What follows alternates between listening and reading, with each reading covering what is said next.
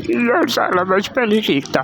सुबह सुबह यूनिफॉर्म पहन कर स्कूल चले जाओ, वहाँ जाके थोड़ा पढ़ लो, दो चार लड़कों के रापड़ चेप दो, पढ़ाई करो, आ जाओ होमवर्क करो, हरा पेन नीला पेन। वो जिंदगी सही थी भाई, कोई टेंशन ही नहीं थी। आकर ट्यूशन वाली बाजी के बाद ट्यूशन चले जाओ, वहाँ पर अपनी सेटिंग से मिल लो, फिर वापस घर आ जाओ, ट्यूशन का काम कर लो, अगले दिन फिर वही।